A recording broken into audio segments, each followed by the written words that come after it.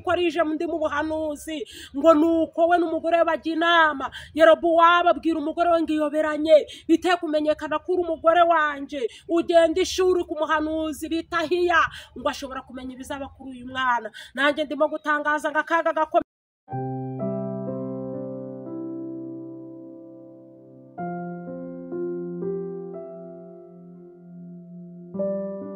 suhuje amahoro y'Imana abane namwe aho muherereye mwese wowe wakoze share ugakora comment ugakora subscribe ku Mana ni nziza ikaze mu Rwanda Imana ikumpere umugisha Imana y'amahoro ibagirire neza rero tubazaniye umutumirwa kugira ngo atuganirize ku ijambo ry'Imana umubyeyi mwiza muramubona rwose usizwe n'amavuta y'Imana reka tumwakire tudatinze hari umuyaga mwinshi ariko muraza kuza kubyihanganira ikirere ntago kimeze neza ariko muraza kwihangana reka tumwakire turakwakiriye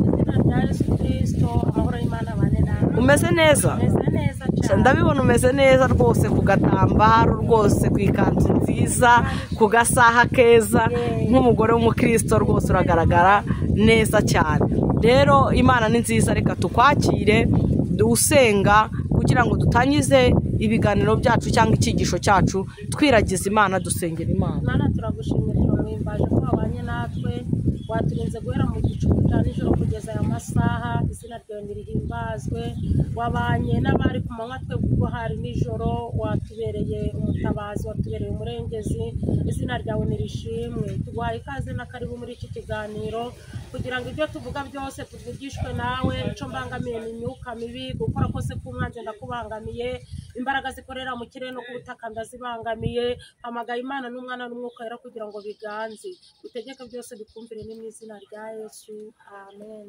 Penina abantu basanzwe bazi ku masheni menshi umugore w'icyamamare Imana yagiriye neza Imana yahinduriye amateka Imana yakuye mu buraya Imana mbese muri make yarakubatse kandi urubakika nubirebeye ku jisho rya kamera arabona ko umugore ushima Imana nukuri Imana ihabwa icyubahiro numvise rwose nanjye ahantu hari amavuta y'Imana reka nkwakire rero ugezeho abantu b'Imana icyo Imana yagushyize ku mutima kirahari ni karibu tukwakira. Imana ibampera umugisha kubangurikiranye kandi Imana yagura imbago z'umuntu wese ugiye kudutega amatwi nkuko yaguhize umugabo bita Yabesi ndikumva ndi gufashwa n'ibitero bibiri by'indirimbo mfite Bibiliya ubundi twinjire mu ijambo Yesu aduhana umugisha iminsi nzamara ku isi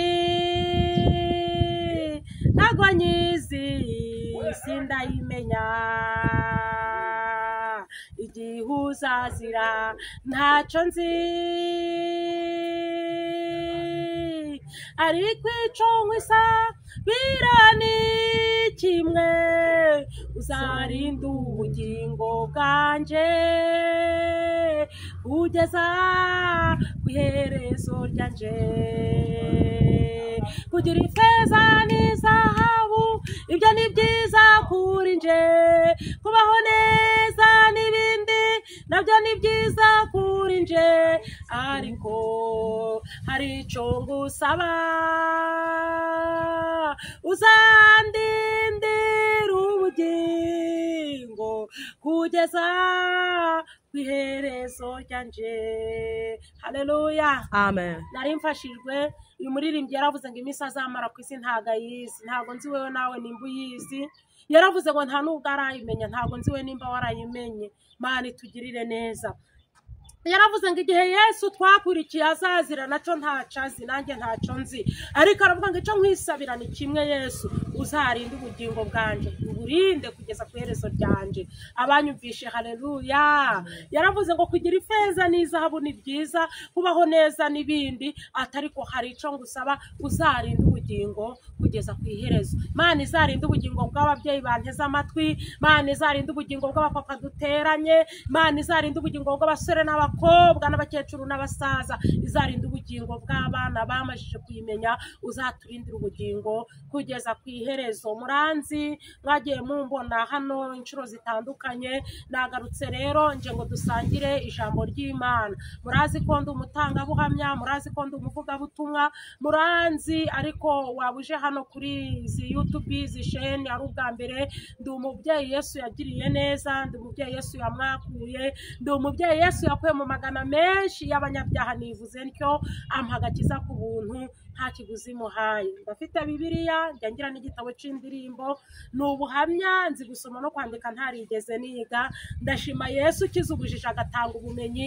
Mu Bicongereza ndasoma, ico ntarashobora no kucandika. Ikinyarwanda co nzi gusoma biri normal. Ndashima Imana itanga ubumenyi igakiza ubujiji. Irashoboye naga ntagishoboye. Irashoboye. Reka dusome ijambo Imana isize ku mutima, ntago turi butinde, tugiye kurisangira. Uyu munsi ni umunsi w'ijambo. Tugiye gusoma Petero wa mbere ibice 2, turasoma duhereye ku murongo waho wa mbere. Imana y'amahoro itugirire neza. Ntarasoma ndavuze ngo ufite ugutwi yumva ico umwuka aje kubwira iki amatorero. Titire y'ijambo iravuze ngo ibuye rizima n'ishanga ryera.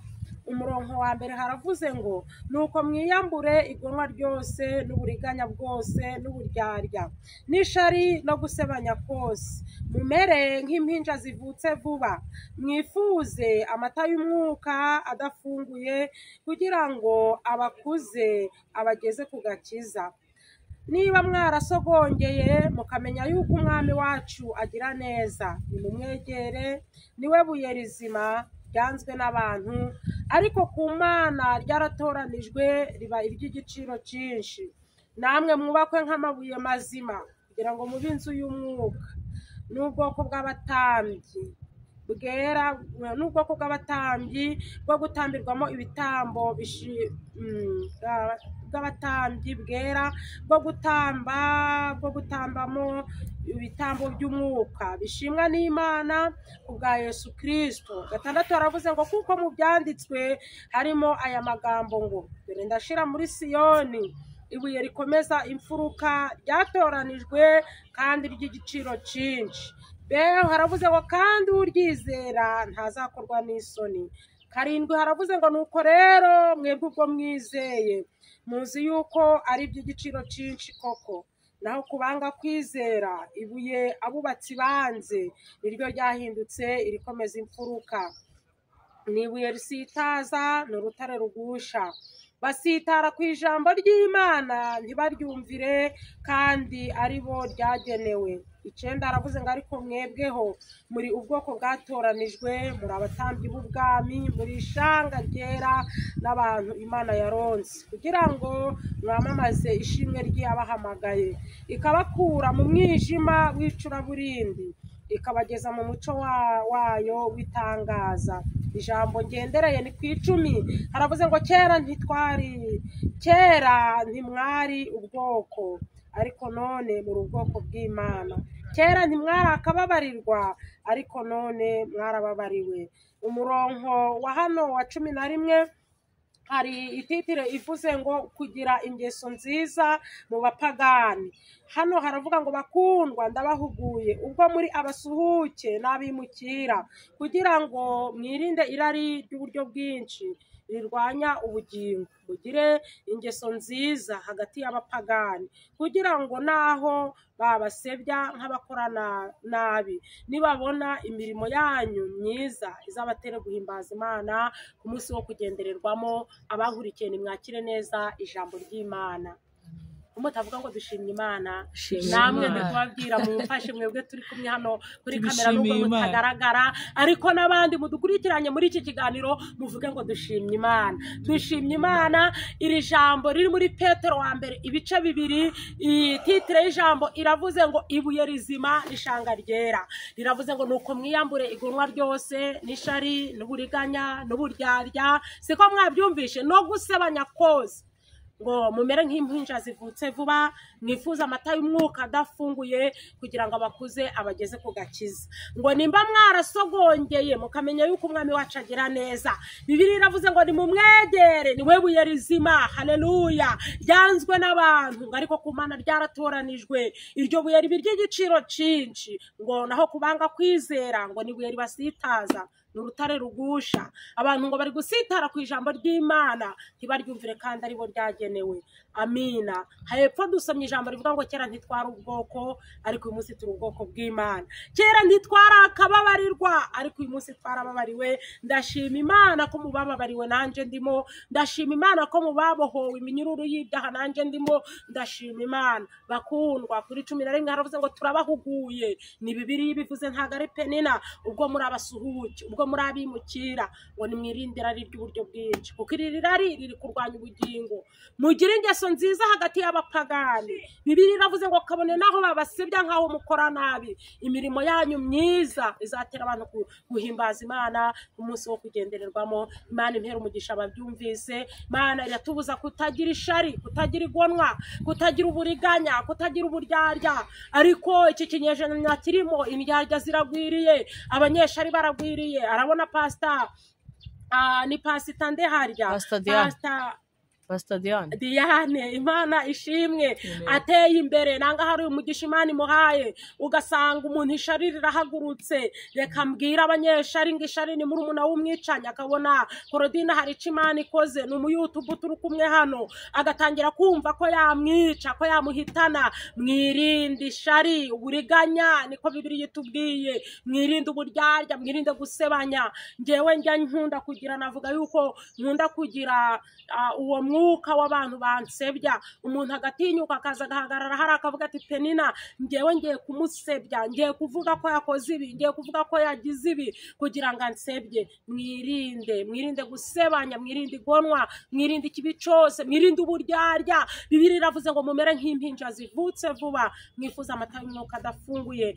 adukuza tugeze ku gakiza. Mana muri bantera umugisha. Muri iyi minsi abantu ntago bagikunda ijambo, kandi dore ubuhanuzi butavangiye ngubu. Abantu basigaye babona basizeho ibishego, akumva nibyo yareba. Ariko ku rupapuro rubanza rwa Bibiliya haranditswe, aravuze ngo abantu b'iki gihe bakeneye ijambo, ariko ijambo haleluya, haleluya. Ndagira ngo babwire ngo nimutavuga ibihuje n'ijambo. Bibiliya yaravuze ngo nta museke uzabatambikira, mureke dukora ibishimwa. Haleluya. Ijambo ryarambwiye ngo nimwemera mukumvira muzarya ibyiza by'igihugu, ariko ngo nimwanga mukagoma inkota izabarya. Bakanwa k'Uwiteka niko kabivuze. Haleluya. Mana rero igirire neza abantu banze kumva, ibaha imbaraga zo kumva, kandi ibintu byose irabishoboye. Ndimo gutangaza muri iki gihe ko abantu mutazazira ko mutumvishe, ahubwo muzazira ko mutumviye. Kumva aho mwarumvishe, imiburo yaratambutse. Nanjye ndi mu bantu batambukije ubuhamya, mbwira abantu ko Yesu abohora, mbwira abantu ko Yesu akiza ibyaha. Bamwe bakavuga ko ntigeze nca mu buzima nirirwa mvuga ngo kwari ibirayi mba ndi gushaka ari umugati ndondera. Bavandimwe, ariko uyu munsi ndi kuvuza impanda, ndimo kurangurura ngo abantu mwubaha Imana kandi nimuyihimbaze. Igihe cyo gucira abantu urubanza kirasohoye. Nimwezwe ku gato no ku kanini, nimureka tuba abakirisitu badahindurwa n'ibihe.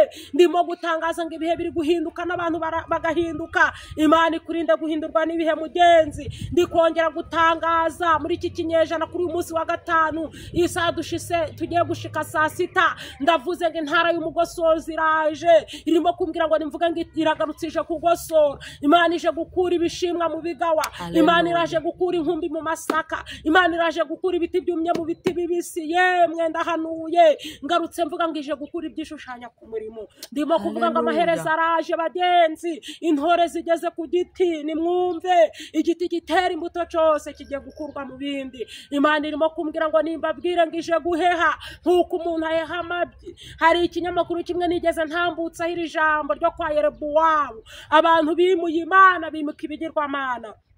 kwibagirwa wavuye biragatsindwa. Yerobowamu yahemukiye Imana birangira umuvumo wo gupfusha umugezeho. Nuko ngo hari umwana wari usigaye mube araremba baburi iyo bamuvuza. Mwihanganira ijambo ndigarukeho riri mu Bami, ntago ndibwirirwe ndisoma, ndivuze kuko rije ndi mu buhanuzi. Ngo nuko we n'umugore we bajya inama. Yerobowamu abwira umugore we ngiyoberanye, biteye kumenyekana ko uri umugore wanje, ugenda ishuri ku muhanuzi bita Ahiya, ngo ashobora kumenya ibizaba kuri uyu mwana. Nanjye ndimo gutangaza ngo akaga gakomeye ni ukwimura Imana, kandi Imana ariyo yakwimitse. Aka ni akaga gakomeye. Imana irareba, Imana irareba, ijisho ryayo n'umuhigi rirenze kamera, rirenze jomeri, rotesa iminiwa, rirahiga rikavumbura. Nuko ngo muka Yerobowamu aramuheka ariyoberanya. Reka nkubwire naho abantu batakumenya, ariko Yeri irareba irahinguranya. Nsubiyemo ngireba urushishi rw'umukara mu rutare rw'umukara mu ijoro ry'umukara, iri kumbwira ngo ni mwezwe kandi nimutihanije kubahana. Itarababariye ab'i Sodomu n'i Gomora nabo uyu munsi nibatihaniza barimbura. Ngo aragenda ariko ari mu nzira yerekeje Ishiru. Imana kuko ibasha kureba ikanamenya ibyiherereye, ija mu gutwi k'uwo muhanuzi bita Ahiya, iramubwira ngo dore muka Yerobowamu araje yiyoberanyije, ngo umumbwirira aya magambo akihagera. Ijisho ryayo rirabona, nta na hatoya waryihengeka. Kubasambanyi rirabona, topayi zopaya, kubasinzi rirabona, kubanyamagambo rirabona, kubasebanya rirabona, kubagambanyi rirabona. Zemeni yavo, nta na hatoya waryihengeka. Ngo nuko Ahiya yari yarahumye amaso y'umubiri, ariko ay'umwuka yararebaga. Imana ishimwe. Dukeneye amaso y'umwuka, dukeneye amaso y'umwuka, kuko ay'umubiri yo yareba ibirorirori. Nsabiye amaso y'umwuka bagenzi baje mu gihugu cyo mu ijuru. Ibwira Ahiya ngo nguwo acinzira, umumbwirira aya magambo, umumbwirire ko nje guheha inzu yo kwa Yerobowamu. Umumbwirire, urumva ni umugore wari ugiye gutumwa ku mugabo we. Abantu imitima yabaye ibinure, barashaka ubuhanuzi, barashaka ngo bumve icyo Imana ivuze, barasenga basana baraguza. Yewe ndi gutangaza ngo iraje kujyana barambirije, barambiwe batashe. Iramubwira ngo nahagera umumbwirire ngo nje guheha, nkuko umuntu aheha amabya akayamaraho. Nje guheha inzu yo kwa Yerobowamu, nje guheha umuja, nje guheha umushitsi wakandagije ibirenge aho ngaho, nje guheha. Ngo umumbwirire ngo uragwa ku gasozi araribwa n'inkongoro kwa Yerobowamu, uragwa mu mudugudu araribwa n'imbwa. Ngo umumbwirire ngo kandi nje guheha kubera ko yanyimuye. Ibaze ko uhagurutse ufashe igihe cawe, uhetse umwana, uzi ngo ugiye kubwirwa ibyiza ukabwirwa ibibi, nibyo bigiye kugusohoreraho weho wayimuye. Ushobora kuvuga ise peri nawe ntiwayimuye, tuziranye n'umutima, nawe ugiye kurondorana nawo. Nje n'umutima wanje turaziranye, nawe ugiye kurondorana n'uwawe. Ngakihahinguka Ahiya aramuhamagara. Yagombaga kumvira Imana, abantu bazize kutumvira, bari kumva ariko kumvira bikabananira. Aramuhamagara ngo niko muka Yerobowamu, ndashoje ngeze ku musozo mwihangane. Aravuga ngo niki gitumye wiyoberanya utyo? Nuko aramubwira ati Imana irambwiye ngo ugiye guheha inzu yawe, genda umbwirire umugabo wawe ko ngiye guheha, kugira ngo byemerwe. N'ubundi ubuhanuzi bujya bwemera ari uko busohoye, ariko yemwe bantu muri guca imanza, wica imanza. Bibiliya yaravuze ngo ikizamenyekanisha umuhanuzi by'ukuri nuko ibyahanuye bizasohora. Ubu hari ibintu twagiye duhanura byemerwa ari uko bisohoye, hari n'ibindi twahanuye n'abandi bahanuye bitarasohora, ariko nibisohora bizemerwa. Nuko aramubwira tukigera mu marembo y'umurwa, kugira ngo wemere ko ari Imana ivuze, kandi niyo waruje kubaza, wari umeze nk'uje kuraguza ariko ivuganye nawe. Uwo mwana uhetse arahita apfa. Akaga gakomeye ni ukwimura Imana, kandi Imana ariyo yakwimitse. Ngo akigera mu marembo y'umurwa, uwo mwana arapfa. Ahiya yari yavuze ati niwe uzaririrwa n'Abisiraheli, niwe uzahambwa, abandi ntawe uzashirwa mu mva, bazaribwa n'imbwa n'inkongoro. Akigera mu marembo, uwo mwana kuko bari bavuze ngo niwe ufite amahirwe, ngo niwe uzahambwa n'Abisiraheli. Imana ivuganye nawe, ahari waza mu banyamahirwe, ahari waririrwa, ahari wakora ibintu bikemera kubera ko ivuganye nawe. Yaravuze ngo ufite amahirwe n'uwo mwana. Nanje nari njanganje kukubwira ngo nimba warimuye Imana, nimba warakuye ikirenge mu byizerwa, nimba waratambitse ibirenge, garukiraho nshuti yanje, hindukira vuba urasigaye. Ntago uzasambana ngo ugeze ahanje rwose, ntago wakwikinisha ngo ugeze ahanje, ntiwanywa urumogi n'inzoga ngo ugeze ahanje, ntago wajya guterekera no guca inzaratsi ngo ugeze ahanje.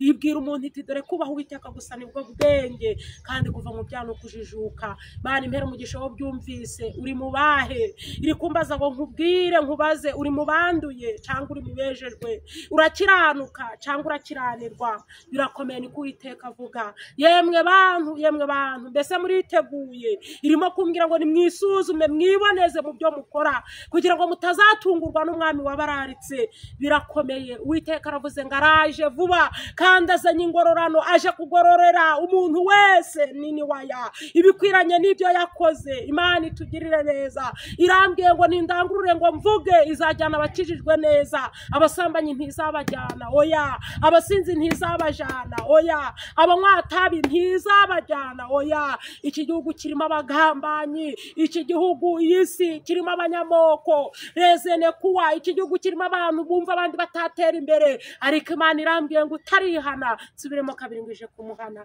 Imana impera umugisha we wanyumvaga, mwanyumvishe ko ndi Penina kandi nahagurutse nzanwe n'Imana. Hari igihe umuntu aza akavuga ati ndi buvuge ibi, ariko akamubwira iti vuga ibi, mureke twumve, niturangiza twumvire, ubundi Imana itugirire neza.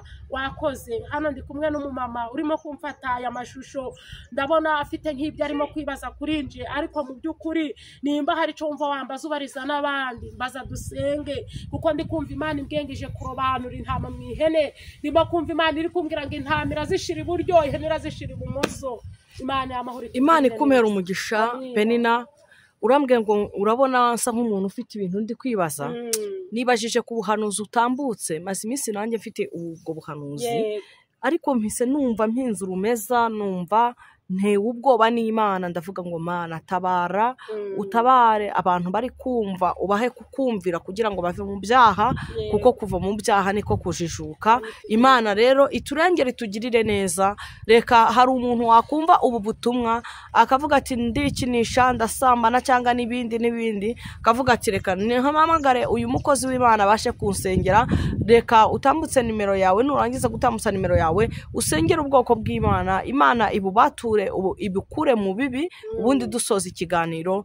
Amahoro ya Yesu abane nawe. Amina. Yesu abaha umugisha. Nimero yanje ko ufite icyifuzo cy'ibanga ushaka guca mu gikari wampamagara ni 078 74 99 66. Wowe ufite uburwayi bw'amayobera ndahari kubwayo ngo ngusengere. Wowe ufite icyifuzo, we wananiwe kureka kwikinisha no gusambana, birashoboka ko nta mateka yawe yahinduka, mpari kubwanyu. Yesu abampera umugisha. Iba no kuri WhatsApp turi kumwe. Yesu abaha umugisha. Senga. Reka dusenge. Uri Imana Data, uri Imana ishoboye byose. Iyo urambuye ukuboko kwawe ntawe uguhina papa, iyo ukinze ntawe ukingura, kandi niyo ukinguye ntawe ukinga. Wageze ku mugabo bita Bidodomu, ibyo urabihindura. Ukuraho bita Bafurusheti Rodobari. Aba bantu wabakura mu byaha, bari mu businzi ukabakuramo, bari mu busambanyi ukabakuramo, abari mu butinganyi ukabakuramo, abari mu bintu bikomeye bananiwe kureka ukabakuramo, kuko uracakora. Waravuze ngo uhagaze ku rugi uri gukomanga, umuntu wumva ijwi ryawe agakingura urugi urinjira, kandi uravuga ngo uraceceye ku ntebe y'imbabazi, urimo guhamagara abarushe n'abaremerewe ngo bagusange baruhure. Ngaho ruhura aba bagabo, ruhura aba bagore bari ku migabane itandukanye, ruhura urubyiruko. Hari umuntu ureba ibi biganiro akavuga ati Mana wazatabara umwana wanje, nawe ndamusengeye, gabanya abarimbuka wongera abakizwa, tanga agakiza ku rugero rushitse. Nirukanye imyuka mibi, nirukanye gukora kose k'umwanzi, nirukanye imbaraga zirwanya abera, izikorera mu kirere no ku butaka.